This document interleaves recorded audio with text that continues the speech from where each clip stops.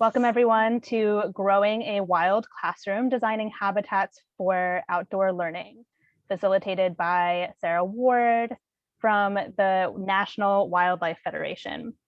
We are so thrilled to have everyone here to kick off Earth Week with GreenThumb. My name is Mara Gittleman. I am the Workshops and Education Coordinator for NYC Parks GreenThumb, which is the part of the Parks Department that works, part of the New York City Parks Department that works with community gardens across the city. And this week we have a series of webinars uplifting the ecological benefits of native plants and pollinators in community gardens. So thank you all so much for being here.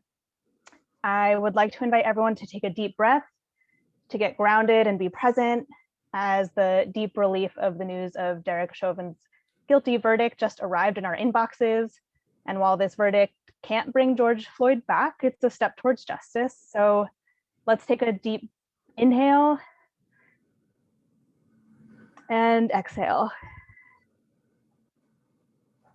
We will be recording tonight's webinar and making it available on our website and YouTube channel. I'll put links in the chat so you can check out all our past webinars as well. And we'll have the recording focused on the facilitator, but if you're welcome to decide whether or not your camera is on using the camcorder icon at the bottom of your screen. Please use the chat for all questions you have throughout the webinar. I'll be holding on to them, and then I'm going to read them out loud when it's time for Q&A. If you have any technical difficulties with the Zoom as well, you can message me directly in the chat, and I will do my best to help you. So thank you again, everyone, for being here tonight. And without further ado, I pass the mic to Sarah. Thank you, Mara. Hi, everyone. Welcome. My name is Sarah Ward, and I am the Schoolyard and Community Habitat Program Manager at National Wildlife Federation in New York City. And I also just want to acknowledge this moment that we're in and the historic news that just came in. And so it's quite a day filled with emotions. And I'm just really thinking of George Floyd's family and his friends and all of those who've loved him and all of the other people that have been affected with the grief and the trauma and the pain that his murder has caused in the last year, and the countless other lives that mattered, including his. So thanks for sharing the space with us today here. And so I'm excited to share this presentation about growing a wild classroom. At National Wildlife Federation, our mission is to unite all Americans to ensure that wildlife thrive in a rapidly changing world. Our work supports policies and programs that connect people to nature and work to reverse the decline of wildlife species. We've also been helping people garden for wildlife since 1973. We support people in creating wildlife gardens at their homes, at schools, at places of worship, and in communities. So two of our main programs for supporting wildlife gardening are the Garden for Wildlife program and then also Schoolyard Habitat program. And I support a lot of schools in New York City to create habitats and also work with community gardeners or community spaces to help build or enhance habitats as well. To create them and to connect them all over the city. So I'm excited to talk to you today about outdoor learning. Whether you're a teacher or a community gardener, I hope that you find some tips and tricks for supporting learning outside, whether it's working with children, working with adults, or your own learning. So we are never too old to learn. So I hope some of these principles and practices will support your own learning in the spaces and outdoor spaces. I also just want to acknowledge what a challenging year it's been, and in general with the pandemic and the racial and the uprising. So I want to just say that spending time in nature and stopping to observe all of the ecological relations that connect us can be a form of solace, healing, and hope. And so that's my hope, that this presentation can inspire you to explore the outdoors and learn more about nature. So here we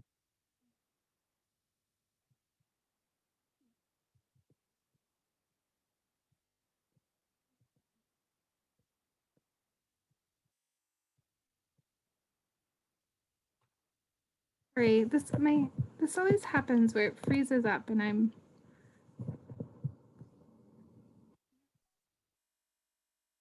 advance it for some reason. Let me try this again.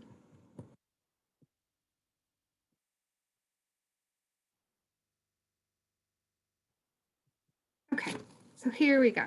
Apologies for that. So here's the agenda of what we'll go through today. We'll leave plenty of time for questions at the end, and feel free to pop your questions in the chat before then. So the first thing I want to do is just, really define what is a schoolyard and a community habitat for everybody. And we'll talk about why we want to create one, what the benefits are and why it's important. And then I've divided the presentation into two categories: grounding practices for outdoor learning, and then design principles for designing a space for outdoor learning. And then we'll have time for the questions and answers afterwards. So first thing is just to define what is a wildlife habitat. And when I mention wildlife habitats, I think about the things that wildlife need to survive. So a wildlife habitat provides wildlife. These are the birds, the butterflies, the pollinators, the mammals that live in New York City and inhabit the spaces that humans live all over. It provides them with what they need to survive and thrive. So these are the elements that we also need to survive and thrive: food, water, cover, places to raise the next generation. And so we'll look a little more closely at these items as we're going through the presentation. But in many cases, the food, the cover, and the places to raise young can be plants that we install in our garden, or that we grow in our gardens. When I mention a schoolyard or community habitat, when we create habitat for wildlife, these are also spaces that are designed for people.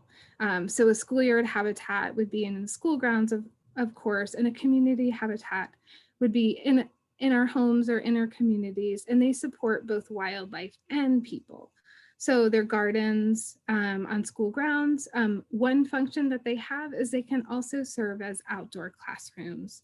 They're places for children and adults to connect with nature, to engage in scientific inquiry.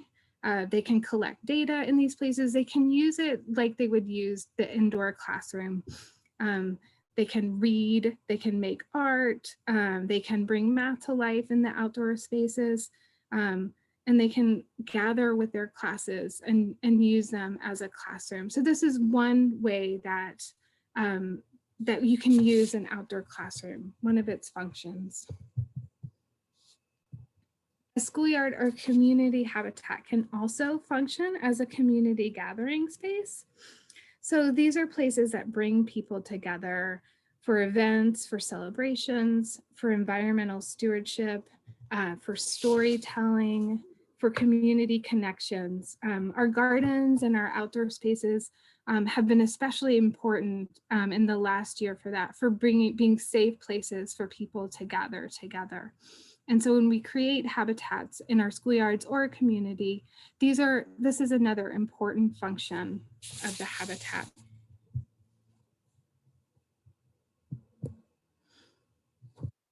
A schoolyard or community habitat is also a place for restoration, for wellness, for play. When we talk about children, play is learning, especially at young ages. It's a way for them to develop motor skills. It's a way for them to take risks. It's a way for them to manipulate objects and to learn how things function and work. It can also be a place for restoration, for just spending time in nature, for meditating, for participating in other types of wellness activities, for sleeping, for just hanging out and listening to the birds and the sounds of nature.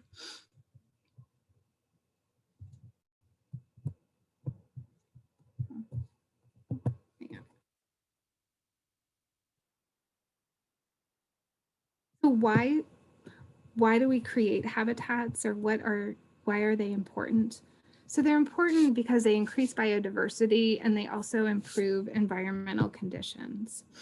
So habitats can make our cities and our communities more climate resilient. They can help us manage stormwater, which reduces pollution in our waterways. Trees can provide shade and decrease the urban heat island effect. Plants improve air quality. We can create habitat corridors so the birds and the pollinators, they have a continual supply of food and water and places to nest and rest.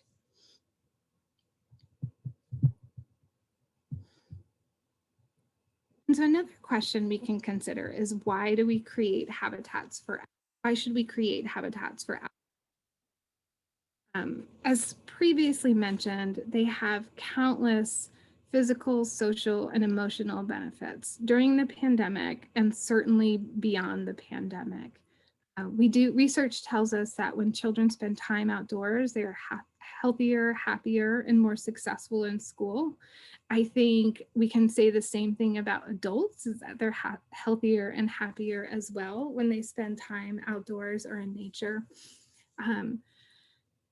Spending time outdoors can also reduce stress. It encourages physical movement and benefits our physical health. It gives us support for our mental health, makes us feel connected to nature, gives us an opportunity for creative exploration, fresh air and sun, safe socialization, which again is especially important this past year. And it gets us away from the computers as well, or hopefully gets us away from all of the screen time. And there's countless opportunities for culturally responsive activities.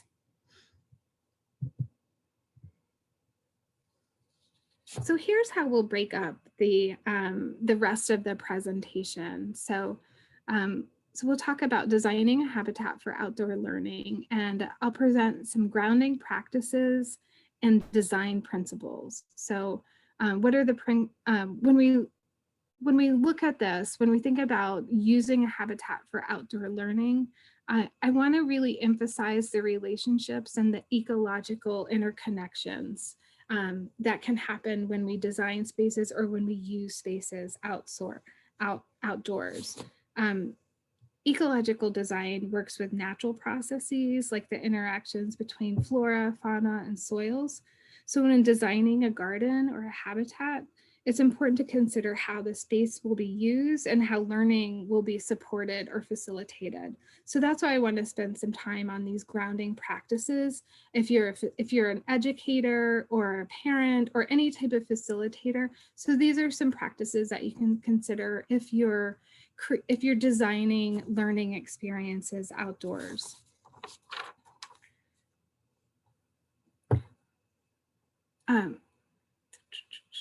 If you're designing a new space, or if you're already working in an existing community garden, when you're thinking about enhancing it for habitat or using it for outdoor learning, you can ask how we can reveal these interconnections with whatever activity you're planning or whatever enhancement that you're creating in the garden.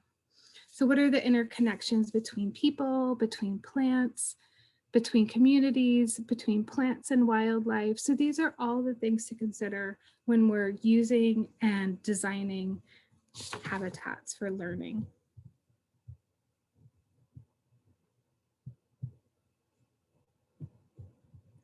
The first practice that I want to just anchor this in is really a reminder. It's a reminder that the outdoors is a classroom. It just reminds you to work with whatever you have, whatever is available. A garden or a design space is not necessary to explore nature. There's countless opportunities to explore relationships by just simply stepping outdoors. In New York City, we're lucky to have so many parks and community gardens and natural areas that can serve as classrooms. We can walk outside most doors and find a street tree pretty close, and that's an opportunity to study and to learn or to look at some of these ecological connections. The built environment and human activities are also important areas of inquiry when studying ecosystems, and New York City has plenty of those spaces to study as well. So just keep that in mind if you don't have a garden or you don't have a space that can be used as a classroom, you can simply step outside and have these opportunities to explore on your own or with children or your students.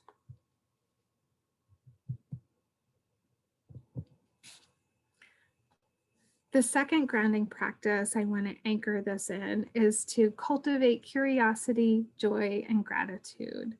So if you're a teacher or a facilitator, you can model inquiry and curiosity.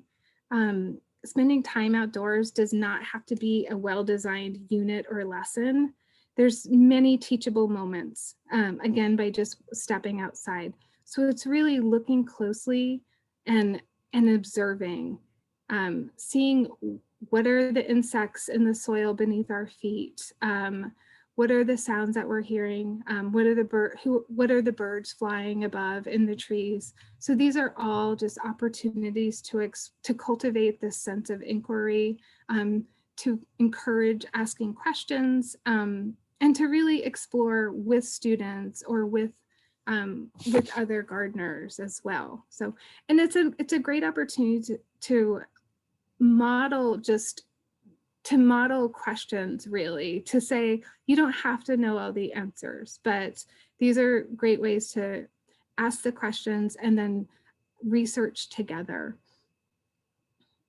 Outdoor spaces also can really make us happy. So cultivate that sense of joy that being outdoors, being outdoors brings to everybody. Create opportunities for free play, for movement, for just being silly with your students, because that's just as important as teaching them the scientific method.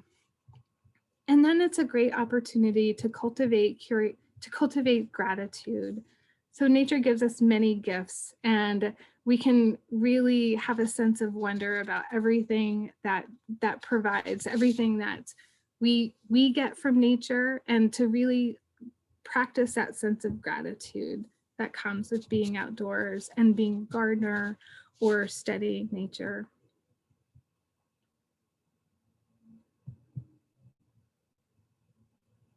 The next grounding practice is to let students lead. So we have a number of resources that I'll share at the end of this session that really promote student leadership and that encourage students to take the lead in designing a garden space or a habitat. And they're often up for the task. So and let students lead in building a rainwater catchment system like the students are in this photo. Let them lead in installing the garden and installing all the plants that will become part of the outdoor classroom.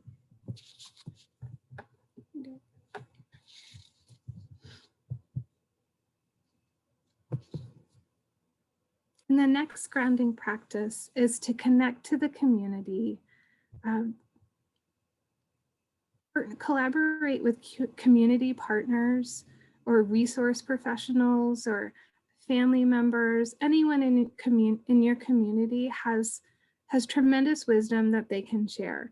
They might be able to share some gardening practices from their homeland or from their childhood that would be really important to share with children. They may have stories to share from their religious backgrounds or their communities. So it's really important to collaborate with as many community partners as you can when you're designing a space or you're using the garden.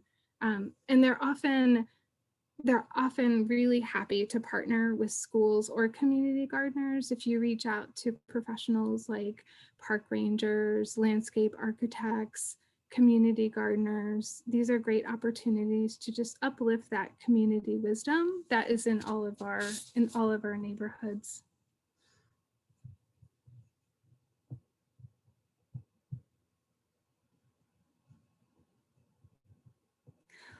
So now we'll really kind of get into some of the design principles. So how do you create these spaces in your community garden or at your school?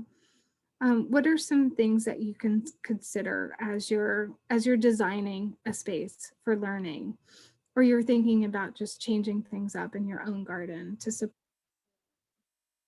The first thing is to study the site, really get to know your space. If you already have a site for a garden or habitat, or if you're selecting a space to create one, really find out what's happening there. Take inventory of what's already growing. What are the plants that are here already? Are they wild plants, or was this a former garden? Study how people or wildlife use the space. How are they moving through it? What are they doing? So these are important factors to consider as you're designing any type of garden.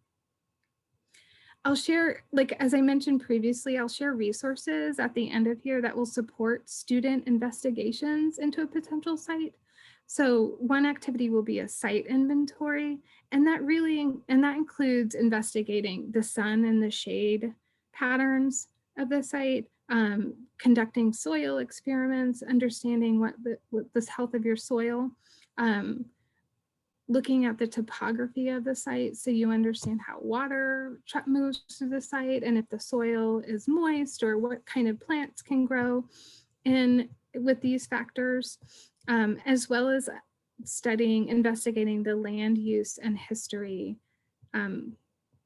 It's important to spend as much time as you can in the site if you're especially if you're designing a new space. So return as often as you can so you can understand the cycles of nature, the seasons, the weather, the plant growth, really get to know the sounds and the experiences that you can have in the site.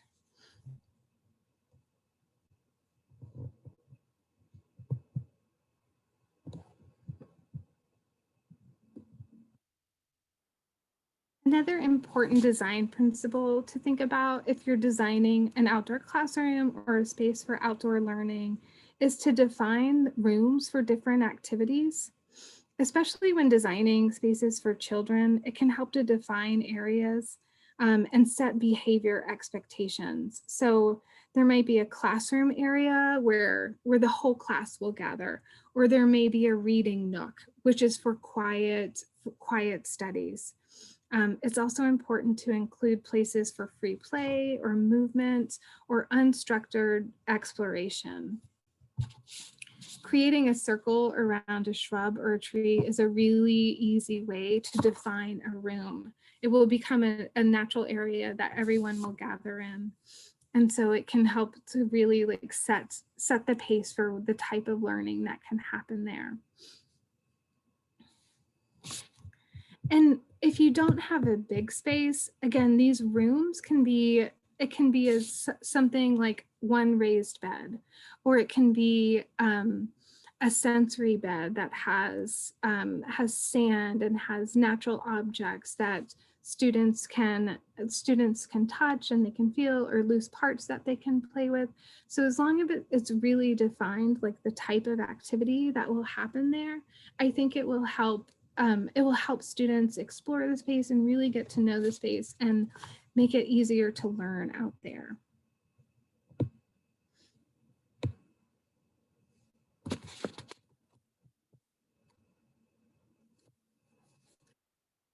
The next design principle that's important to consider is to encourage movement and interactions with the space, with the plants that are there, or with some of the other objects that are in the garden. So you can do this by creating pathways. This will help you really define where and how people move through the space. You can design simple stumps or logs like this child on the left here to really encourage free play, to encourage an opportunity for them to take risks in this safe space for them to do that. So the paths can wind through planting beds so they interact more with the plantings themselves, or have the opportunity to closely observe flowers or insects or any critters in the soil. So that will really help how children or people interact with the space. Think about where you put seating. So placing seats or places to sit and stop right next to the plants, again, will encourage easy access to the plants and encourage opportunities for easy observation as well. These seats can also double as just places for you to uncover and look at the soil health underneath the stumps, like this girl in the middle. So these are, again, like just creating the spaces so that you can interact easily with the space, with the plants that are there, or with the types of learning activities that you're planning. The other important thing to consider is signage. So you can put a sign like this here on the right, just touch this plant. So you're instructing students how to interact with this, with objects that are in the garden, whether they're plants or they're other types of features in your garden. And you can also use items like weather stations or thermometers. So these are other ways that, again, you can just encourage the same type of activities that will happen in the garden by just having these, designing these spaces so that there are these interactions.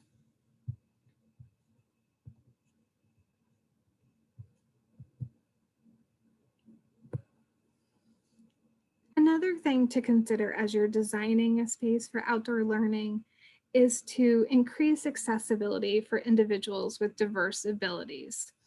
I realize that this can increase a budget if you're not working with a large budget. Sometimes this can be challenging, but some things to consider are using planters of varying heights so that people can access the planters without having to kneel or lean over, so that they're a height that you can reach them when you're standing or when you're sitting. You can design tables and planters so that individuals with wheelchairs can sit near them and access the area as well.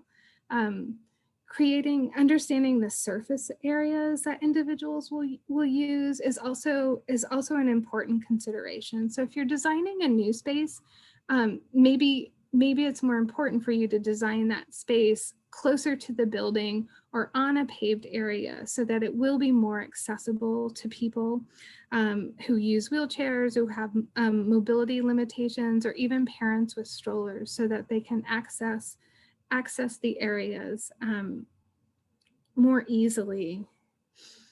Another thing to consider as you're when you want to increase accessibility for individuals with diverse abilities is to use plants that engage the senses. So this may be a way so that individuals with visual impairments can interact with the site as well.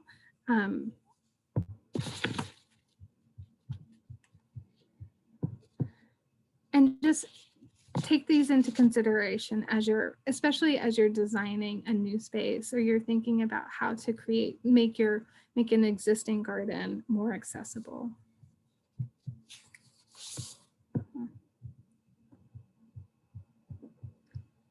Okay, the next design principle is to design with layers.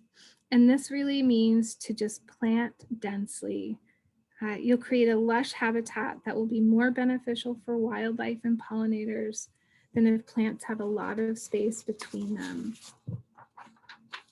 So this means installing plants that will reach different heights. So you may want to put taller plants in the back of a garden bed and have ground covers and filler plants spread throughout the bed.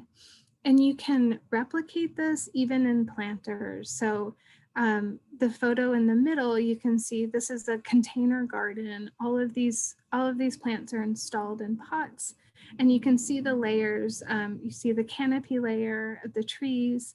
You see ground covers in the underneath the trees, and then some filler plants and structural plants that reach different heights.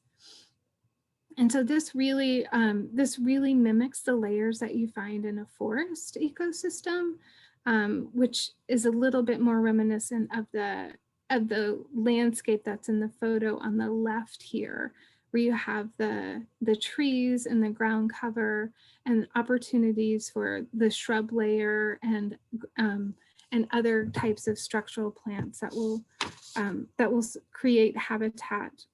It provides cover for wildlife, and then flowering plants for pollinators. And it's also, especially in small spaces in New York City, especially, grow vertically as much as you can. So there's a lot of opportunity to add more plants when you grow in vertical spaces as well. So that could be hanging planters on a wall or a fence. It could be vines, the vines that are supported by fencing or trellises. But just use as much space and plant as densely as you can.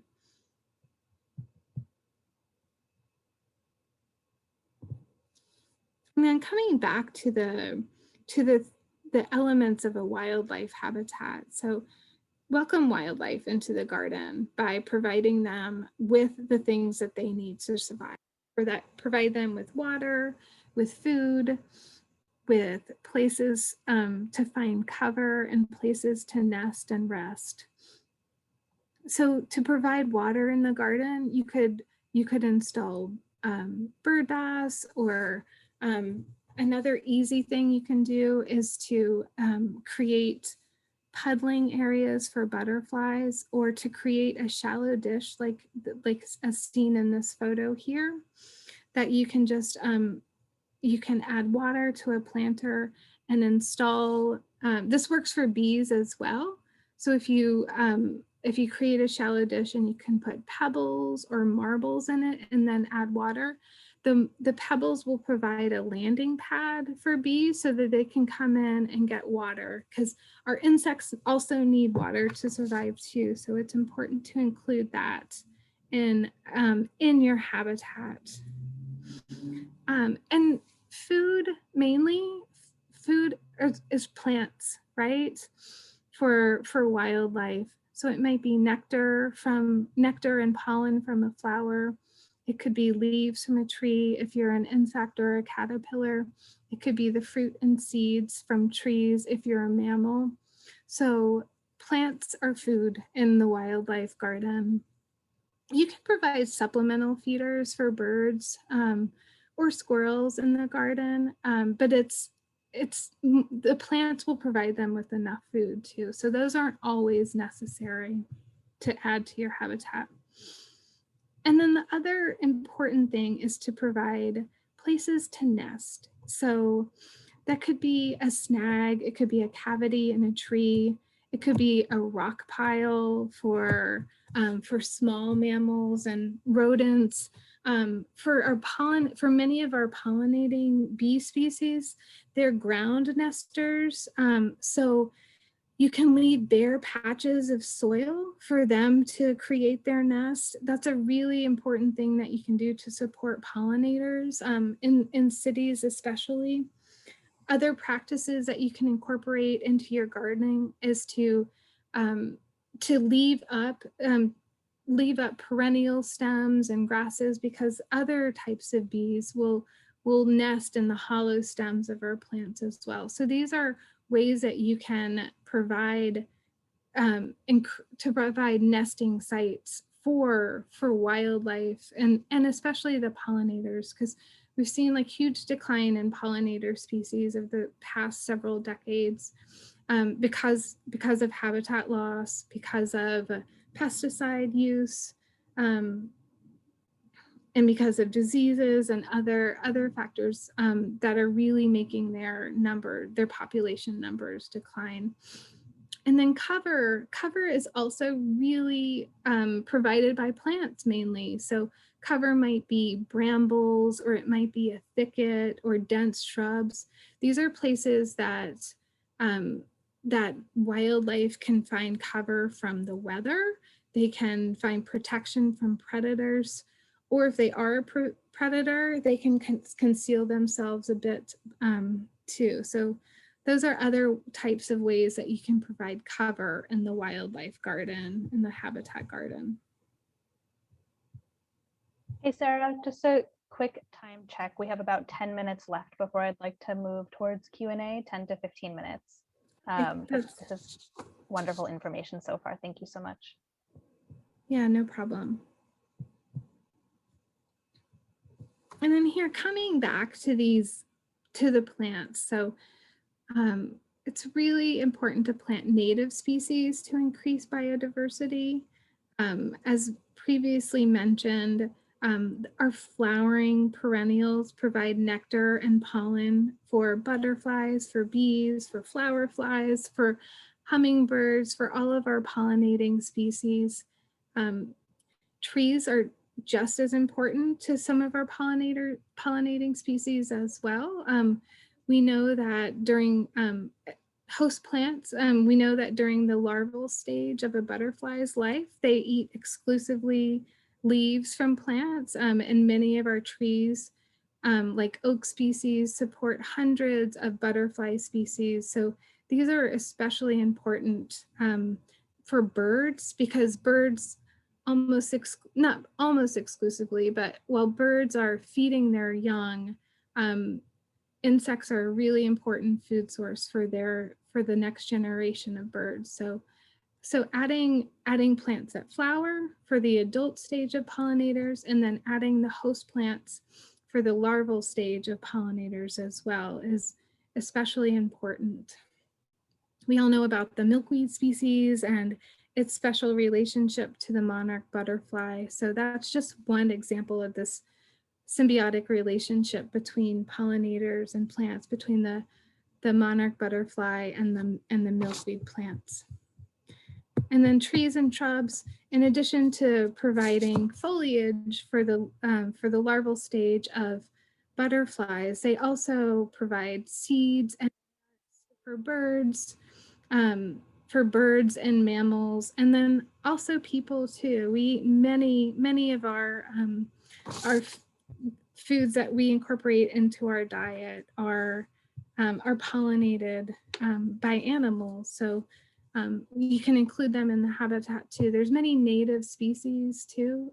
Thinking about like blueberries, as seen in this photo, as well as elderberries or some raspberries. These are all service berries that you can incorporate that provide food for wildlife and also for people.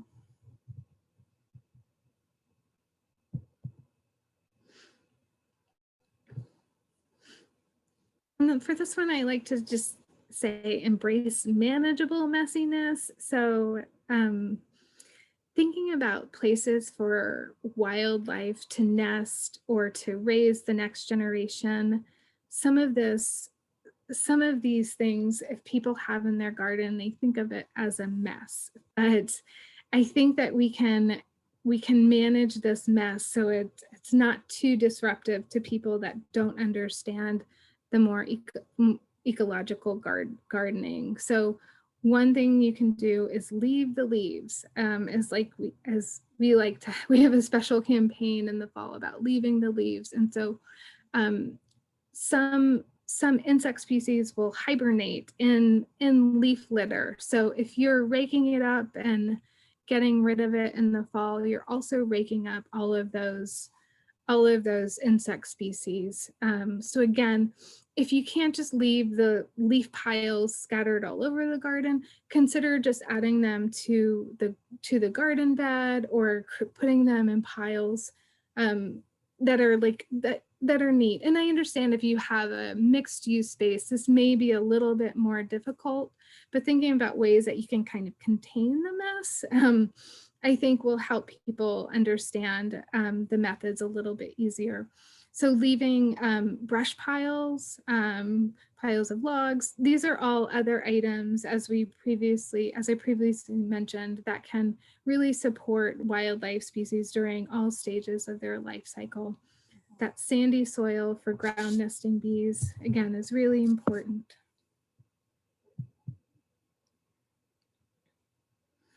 And then the final item, again, this is not a design principle, but it's really to celebrate all the people who helped you create a space, celebrate the students who found active learning in the space or helped even design and build the garden. Just be proud of all the work. And we all know that gardening there's always maintenance. It's an ongoing process that you can watch your garden change over time, and you may be the type of gardener that likes to change things, or you may be the type of gardener that wants everything to reach maturity and live a long life. But it's important to really celebrate and uplift all of the people and the connections between people that are made when you bring people together to create a garden or to learn in the outdoors.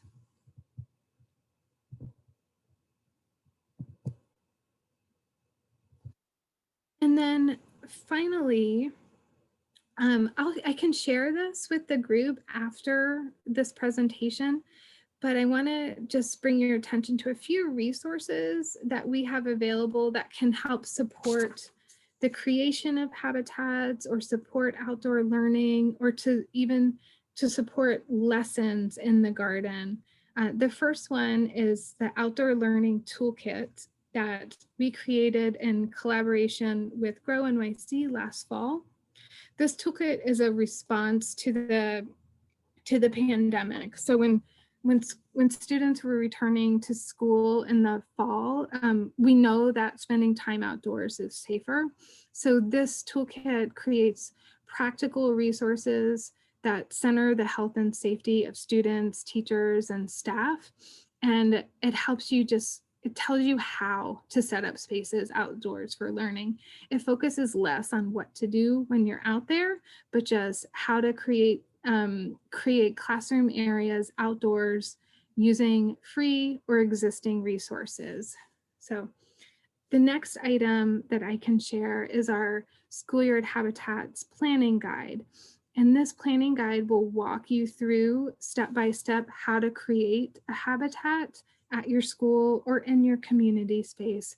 So it's a step-by-step process that goes from creating a habitat team to conducting a site inventory to bringing in community stories, and then also designing the space. So this is where there's a lot of investigations into the site, and also a lot of map making and STEAM activities that you can use with students if you're a teacher. And then the final resource that I can share with everybody is an urban pollinator curriculum called Growing a Wild NYC.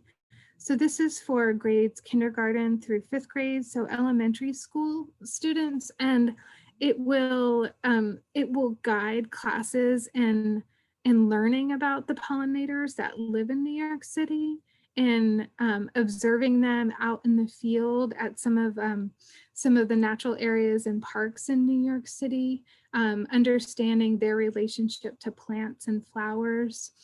And then also it guides students and classes in designing a pollinator habitat on their school grounds. This was just newly released, so yeah, you may be one of the first that could get it, but it's a great new resource with a lot of wonderful field activities, as well as classroom-based activities, and some wonderful field guide photos that you can use when you're out in the field. And then, yeah, so now, yeah, right on time. There's an opportunity for questions and answers if anybody has any. Yes, thank you so much, Sarah. I was about to put a link in the chat to the to your new new schoolyard habitats guide, which I think I found. Okay.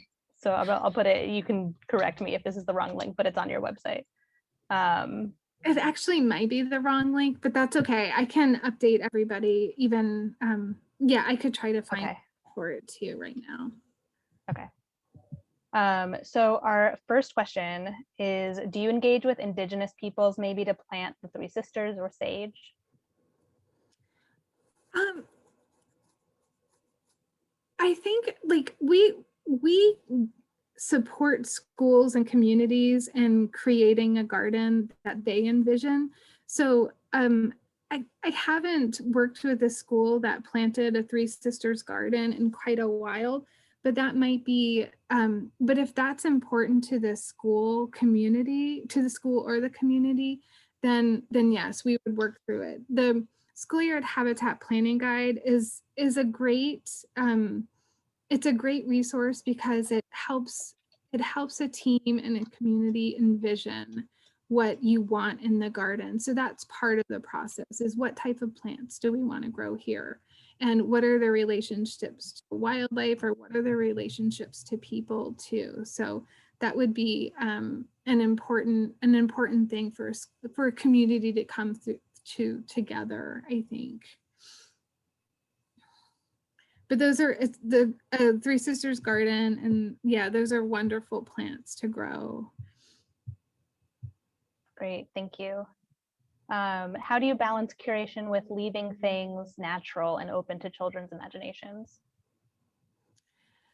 Yeah, it really depends on the site, of course. And then a lot of it is educating people, I think. If you are an ecological gardener, or you have more naturalistic plantings, I think one way you can balance that is to educate people, even putting up a sign, right? This is our insect study area. If you have a lot of logs or rocks that you want to leave in the garden so that students can lift them up and see all the soil critters.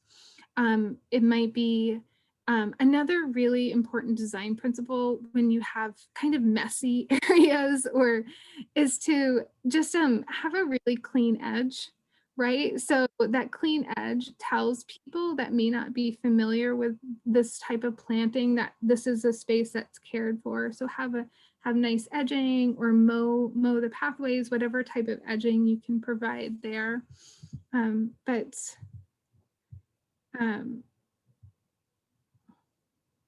Yeah, I just wanted to check the question again to make sure I touched on some things. The question was, how do you balance curation with leaving things natural and open to children's imaginations? Yeah, it does. A lot of it depends on the site. Sadly, in some school gardens, you can't leave a lot of natural things, because often in our school gardens, they're installed on paved areas. So there just may not be enough space to really hold on to some of those natural items that would decompose over time. But I think, again, just going back to that design concept of like using rooms, or really defining the areas and making sure that people can tell it's part of the design, would be making it an activity area too, and educating people either that are in the school community, or with signs even that explain the processes that are happening. Thank you. There was a GreenThumb question, so I'll answer this one. Does GreenThumb offer any assistance where a serenity garden is desirous to have for children with special needs, where quiet, touch, smell, taste, etc. are important for quiet learning? And I'm curious if there were specific types of assistance you were thinking of here, but GreenThumb gardens are self-governed, and we support garden groups in coming up with their own processes for identifying new projects for the garden, and following through with those projects. And if a garden group needs basic materials like soil and lumber in order to do that, then they can request that through their outreach coordinator.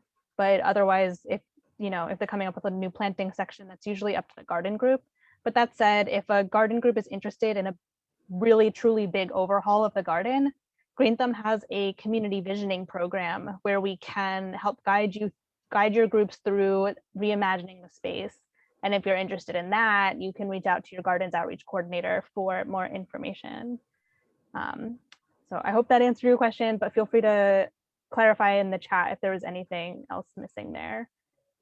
And then Sarah, your next question is, as a teacher, maintenance is always an issue during summertime. Would you have any suggestions? Yeah, I know that's a big challenge. So one benefit of using native plants is that they have adapted to grow in our local climates. And so they tend to be lower maintenance than some other plants that we can put in the garden. That being said, like any new planting is going to need water, especially the first season. And then most summers do have dry spells where they would need additional water, especially if you have any plants growing in containers. So that's always an issue. And so a few strategies I've seen work well with schools is create really like build the community around maintenance. So have plan some volunteer events or special days. Reach out to families that live in the neighborhood to see if they could come and have a weekly watering schedule or have a schedule of maintenance. If you are growing food, one benefit of that is the families that are helping water and maintain the garden during the summer months, they get to harvest some of the food. Sometimes if you have a summer program,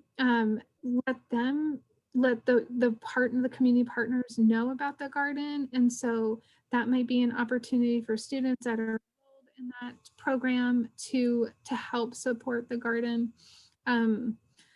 Yeah, like just finding out who's using the building during the summer as well. And so and watering is probably the most important thing. And so just yeah, making friends or really asking for that support. I find I remember one principal that I know is that she loved to water the garden every morning because I think it was just was a ritual she had. It can be really relaxing to just stand with the hose and water. So just really engage the people that are in using the building, and families that live close by. Thank you, Sarah. And the last question of the evening, unless anyone else wants to pop any more into the chat, is, have you worked with a class in the past that has participated in the actual design of a garden space to make it kind of suitable for like their interests and needs? Yeah, that's exactly how we work with students and classes is the students become the designers. They're out there measuring the site. They're out there like thinking about how they want to use the space. They're researching plants or other types of things that can go in the garden. So that really, it's a really great STEAM activity for students to participate in. And it's a really special project because they get to design the space and then they get to build it and see it. So they feel a real sense of ownership. And the Schoolyard Habitat Planning Guide has a lot of like activities that will support that process too. And but absolutely, I've been even working with some schools the past few months to design activities for remote students. So how can they participate in the design of the garden when they're not attending school? So that's yeah. And this is a really important activity too, because this is what landscape designers and landscape architects do. They're measuring, they're using math, they're drawing, we're using computer software to make renderings of the space. So it's a great way to introduce them to green STEM careers as well. And I'd be happy to even talk further individually, like after, later this week or after this workshop. Great. Thank you so much, Sarah. This was a lot of information packed into a really wonderful and enjoyable hour. So thank you so much for sharing that with us. And thank you everyone for coming and being with us tonight. It was really great to kick off our Earth Week with all of you. And we really appreciate the time and effort that you're putting into your garden and classroom spaces. I'm putting links in the chat just to where the video recording will end up. And yeah, thank you everyone so much for being here and joining us tonight.